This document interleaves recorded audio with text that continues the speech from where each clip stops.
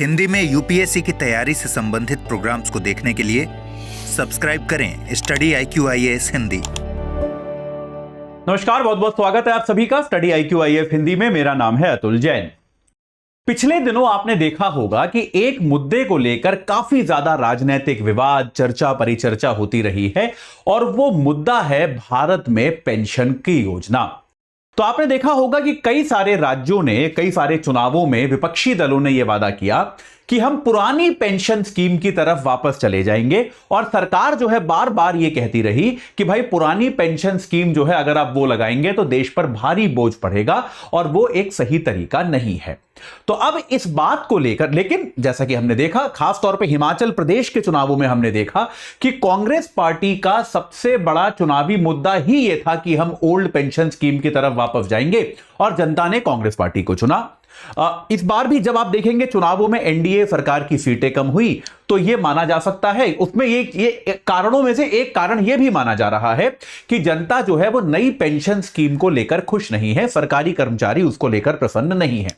तो अब सरकार क्या कर रही है, आने वाला जो बजट है अभी जुलाई के महीने में, उसमें कोई बीच का रास्ता निकालने की सोच रही है कि भाई ये ओल्ड पेंशन और न्यू पेंशन का कोई बीच का रास्ता निकाला जाए जिसको लेकर सभी लोग खुश हो जाएं। तो ये बीच का रास्ता क्या हो सकता है, ओल्ड पेंशन न्यू पेंशन में फर्क क्या है, ये मैं आपको अगले 10 मिनट में समझा दूंगा। लेकिन उसके पहले आपको बता दूं कि भाई हमारा P2I बैच जो है उससे जुड़ने की आज लास्ट डेट है, 10 तारीख है। आज शाम 6 बजे क्लासेस होती हैं। इसमें रोज 3 घंटे की live class, mentorship, daily practice questions pre और मेंस के क्वेश्चंस का आपको डेली जो है उत्तर, फीडबैक सब मिलेगा। इसके अलावा आपको जो है इसमें 18 किताबें आपके घर पहुंचेंगी, प्री मेंस की टेस्ट सीरीज मिलेंगी और अगर आप प्री क्वालिफाई करते हैं तो मेंस की तैयारी के लिए आपको हम दिल्ली बुलाएंगे। आपका रहना, खाना, पढ़ना सब इसी खर्चे में समावेशित होगा। आज ही AJ लाइव कोड लगाइए और इस बैच से जुड़ जाइए। चलिए अब एक बार जल्दी से चर्चा शुरू करते हैं कि भाई ये जो प्रक्रिया है ये क्या है। एक बार इसका कलर जो है थोड़ा बदल लेते हैं। बहुत दिनों से ये वाला कलर हम प्रयोग कर रहे हैं, आज कुछ अलग कलर पे लेके जाते हैं। हाँ चलिए अब हम चर्चा करते हैं कि भाई ये जो पूरा मामला है आपका, ये पूरा मामला है क्या, ये ओल्ड पेंशन स्कीम और न्यू पेंशन स्कीम क्या होती थी, क्या होती है, इसका क्या मामला है पूरा, इसको हम समझने का प्रयास करेंगे। चलिए तो भाई भारत में अब तक क्या था कि ये ओल्ड पेंशन स्कीम जो थी, चलिए तो भारत में क्या था अब तक जो ओल्ड पेंशन स्कीम चलती थी। ओल्ड पेंशन स्कीम के बारे में हमको क्या पता है, जो कि आमतौर पे हमारे घर परिवार, जैसे मेरे पिताजी सरकारी अफसर थे, वो वहां से रिटायर हुए, तो उन सबको ओल्ड पेंशन स्कीम के हिसाब से पेंशन मिलती है। ओल्ड पेंशन स्कीम एकदम सीधी सीधी है कि किसी भी कर्मचारी को जो आखिरी वेतन मिलता है, जब आप सेवानिवृत्त हो रहे हैं तब जो आपका आखिरी वेतन होता है उसका आधा, उसका 50% वेतन जो है वो आपको रिटायरमेंट के बाद मिलता रहता है। सरकार यह मानती है कि भाई आप अब काम नहीं कर रहे हैं, तो जैसे मान लीजिए किसी व्यक्ति को रिटायरमेंट के टाइम पर 1 लाख रुपए तनख्वाह मिलती थी तो उसको 50,000 रुपए महीना की पेंशन जो है वो मिलती रहती है। अब याद रखिएगा, इसमें जब भी कोई नया वेतन आयोग आता है, कोई नया पे कमीशन आता है, सरकार किसी प्रकार के भत्ते या तनख्वाहों को बढ़ाने की घोषणा करती है, तो उसमें यह पेंशन भी उसी के अनुरूप बढ़ती है। बात समझ रहे हैं कि नहीं? तो जैसे मान लीजिए जिस व्यक्ति को 1 लाख रुपए तनख्वाह मिलती है, उसका ये हो गया, आपका पेंशन हो गई 50,000 रुपए।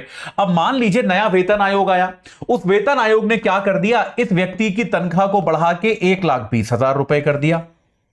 ऐसा होता है, वेतन आयोग आता है, लोगों की तनख्वाह बढ़ती है। तो अगर ऐसा हुआ तो पेंशन भी जो है उसी अनुरूप बढ़ जाएगी, पेंशन में भी आपको वृद्धि देखने को मिलेगी, लोगों की पेंशन भी बढ़ के 60,000 रुपए हो जाती है। यानी कि ये स्टैटिक नहीं रहती, ऐसा नहीं है कि पेंशन 50,000 मिल रही है तो 50 ही रह जाएगी, पेंशन में भी आपको उस प्रकार से उसी अनुरूप, उसी अकॉर्डिंग वृद्धि होती हुई मिलेगी। ये आप, तो इसमें क्या है, 50% अमाउंट गारंटीड है कि भाई आपको जो है जितना आप इसमें आपको आखिरी तनख्वाह मिलती थी उसका 50% आपको मिलेगा। अब इसमें क्या था यार, देखिए भारत की सरकार में बहुत सारे लोग काम करते हैं और धीरे धीरे रिटायर लोग हो रहे हैं और जो लोगों की जीवन प्रत्याशा है वो भी बढ़ रही है। भाई 60 साल की उम्र में लोग रिटायर हो गए, अब अगर लोग 80-85 साल की उम्र तक जीवित हैं या 90 साल की उम्र तक जीवित हैं तो अगले 30 वर्ष तक उनको पेंशन देनी पड़ रही है। तो राजकोष पर इसका बहुत ज्यादा दबाव बढ़ रहा था। तो इसीलिए क्या हुआ हुआ था, डॉक्टर मनमोहन सिंह की सरकार ये लेकर आई थी, एक न्यू पेंशन स्कीम, एक नई पेंशन योजना भारत सरकार में लाई गई। और ये नई पेंशन की योजना क्या है? इसमें क्या होगा कि कोई भी कर्मचारी जो है वो अपने वेतन का, अपना मूल वेतन जो है, ये कॉन्ट्रीब्यूटरी है। कि पिछली वाली पेंशन में कर्मचारी को कॉन्ट्रीब्यूट नहीं करना पड़ता था, इसमें आपको कॉन्ट्रीब्यूट करना पड़ेगा। तो कर्मचारी जो है वो अपनी मूल आय का, अपना बेसिक सैलरी जो होती है, बेसिक वेतन का, उसका 10% जो है वो कर्मचारी देगा, ठीक है, और उसका 14% जो है वो सरकार देगी। इतना आपको मंथली कंट्रीब्यूशन करना पड़ेगा। तो मान लीजिए किसी व्यक्ति की बेसिक आय जो है वो 50,000 रुपए है, तो 5,000 रुपए वो खुद डालेगा हर महीने और 7,000 रुपए सरकार डालेगी। तो एक तरह से हर महीने 12,000 रुपए इकट्ठे किए जा रहे हैं। और ये जो फंड बन रहा है, इस फंड को, ये जो अब इससे क्या बनेगा, एक कॉर्पस बनेगा, एक फंड बनेगा। इस फंड को सरकार अलग अलग जगहों पर निवेश करेगी, ठीक है। इस फंड का निवेश किया जाएगा और निवेश में लाभ या हानि जैसे होगी उस आधार पर, यानी कि कर्मचारी को पेंशन कैसे मिलेगी कि निवेश में होने वाली लाभ या हानि के आधार पर। अगर लाभ हो गया तो आपको पेंशन काफी मिल सकती है।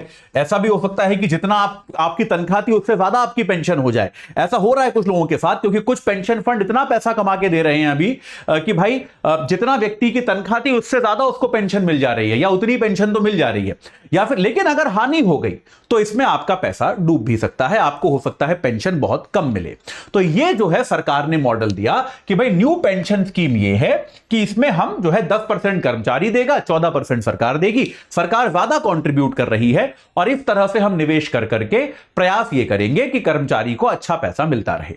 अब देखिए, यह आइडिया सुनने में अच्छा है और मैं एकदम तटस्थता के साथ कहूं तो यही सही तरीका भी है कि देखो, मतलब वो मैं समझता हूं कि भाई भारत में जो है आप ये चाहते हो कि कर्मचारियों को ज्यादा लाभ मिले, लेकिन एक अर्थशास्त्र का टीचर होने के नाते मैं ये दावा कर सकता हूं कि यह सही तरीका भी है कि आप जो है जिस व्यक्ति से आप काम नहीं करा रहे उसको पेंशन देना कोई बहुत सटीक तरीका है नहीं, ठीक है। लेकिन राजनीतिक बातें हैं वो चलती रहेंगी, उसका कोई इलाज नहीं है।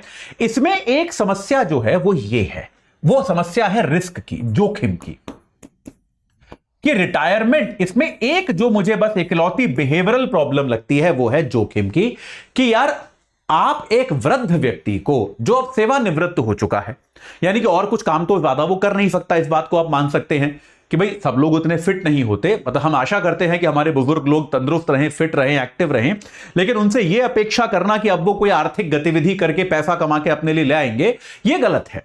तो ऐसे समय में आप उन वृद्ध लोगों को जोखिम में डाल रहे हैं, उनकी कमाई को आप खतरे में डाल रहे हैं, उनको फंड से लिंक करके। जबकि ऐसे में वृद्ध व्यक्ति शायद क्या चाहेगा कि भले ही थोड़ा बहुत कम पैसा आए लेकिन गारंटीड पैसा मिलना चाहिए। ये बात क्लियर है कि नहीं है कि भाई बुढ़ापे में आप जो है, एक बुजुर्ग आदमी जो है उससे आप बोलिए कि भाई यहां निवेश कर दो, बहुत रिटर्न मिलेगा, वो आपसे क्या कहेगा? कहेगा अरे यार अब क्या करना है, छोड़ो, जितना पैसा हाथ में है वो काफी है, उससे काम चल रहा है, कोई दिक्कत नहीं है ना। ये अक्सर आपने देखा होगा कि भाई सही बात है। तो यहां पर क्या है, जो गारंटी की जो कमी है वो एक बहुत बड़ा जोखिम एक बन जाती है। और सरकार ने भी ये पाया है कि भाई अक्सर ये जो विरोध इसका होता है वो इसलिए होता है कि लोग कहते हैं कि भैया इसमें तो कोई गारंटी ही नहीं है कि हमको कितना पैसा मिलेगा। तो इसके लिए सरकार ने क्या किया, भारत के जो वित्त सचिव हैं सोमनाथन साहब, वित्त सचिव की अध्यक्षता में एक समिति बनाई। अब उस समिति ने बहुत सारी स्टडीज करी, दूसरे देशों को भी देखा कि वो कैसे करते हैं, और ये कहा कि भाई जैसे आंध्र प्रदेश ने इसमें कुछ कुछ नए बदलाव किए थे वगैरह वगैरह, ये सारी चीजें जो हैं करी गई। तो ये समिति ने स्टडी किया है और अब ये समिति सुझाव दे रही है कि सरकार को इसमें कुछ तो गारंटी वाला एलिमेंट लाना ही पड़ेगा।